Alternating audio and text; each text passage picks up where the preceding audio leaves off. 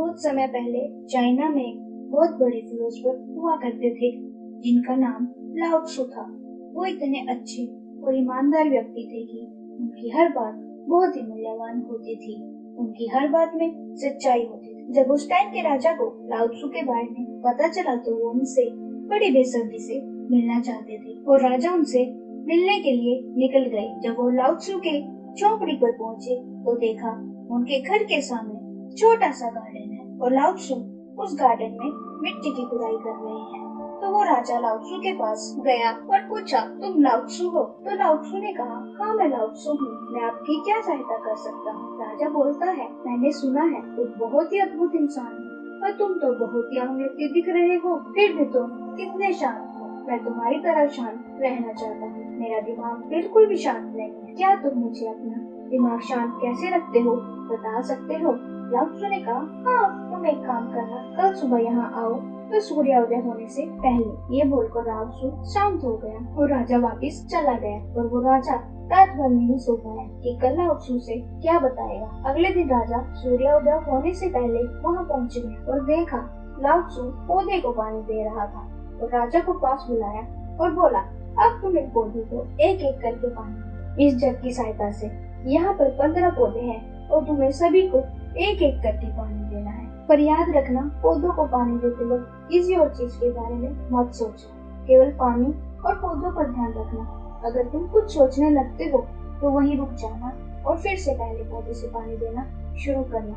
जब तुम सभी पौधों को पानी दे दोगे तो मेरे पास आ जाना। ये बताकर लाओ त्सु अपनी कुटिया में चला गया। राजा को ये काम बहुत अजीब लगा और सोचा कि मैं ये तो बहुत जल्दी ही कर दूंगा। फिर उसने जग उठाया और पानी देना शुरू कर दिया। उसने पहले पौधे को पानी दिया और फिर दूसरे पौधे को पानी दे ही रहा था तो उसे अपने पैलेस के गार्डन की याद आ गई।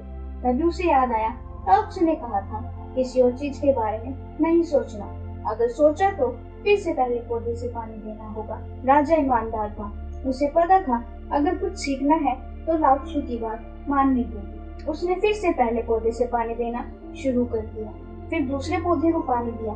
जैसे ही तीसरे पौधे को पानी देना शुरू करता है उसे अपना कोई महत्वपूर्ण काम याद आ जाता है। पर अब राजा थोड़ा शर्मिंदा था और फिर पहले पौधे को पानी देता है। इस बार वो चौथे पौधे को पानी देता है, परंतु 5वें पौधे के समय वो अपने दुश्मन देश के बारे में सोचना शुरू कर देता है और अपने देश की सुरक्षा के बारे में सोचना शुरू कर देता है।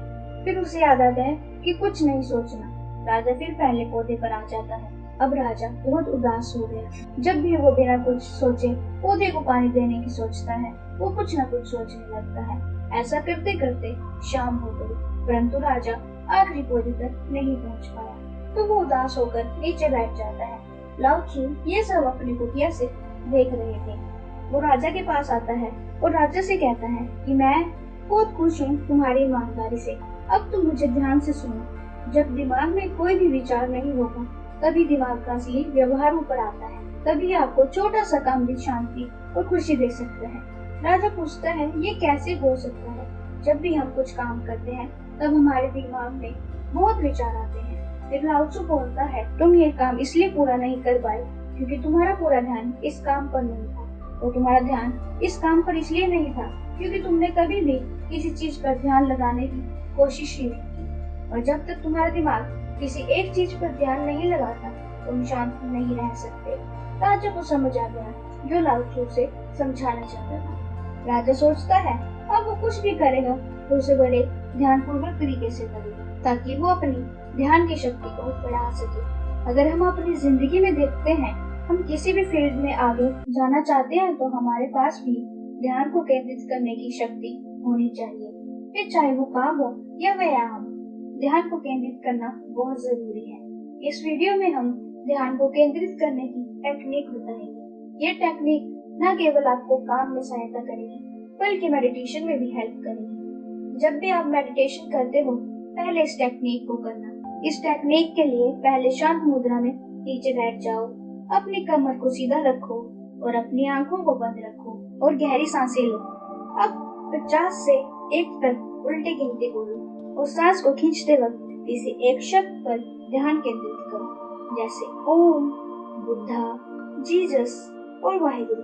मान लो आपका विश्वास ओम में है, तो सांस लेते वक्त ओम का ध्यान करो और छोड़ते वक्त गिनती पर ध्यान करो और हर सांस के साथ ऐसा ही करो। आपको ऐसे पूरी गिनती करनी है 1 से 50 तक। पर अगर आपका दिमाग कहीं और घूम जाता है और आप गिनती भूल जाते हो तो फिर से शुरू करो। आपको ये तब तक करना है जब तक आपकी गिनती पूरी नहीं होती, और जब गिनती खत्म हो जाए तब केवल अपनी सांसों को महसूस करें।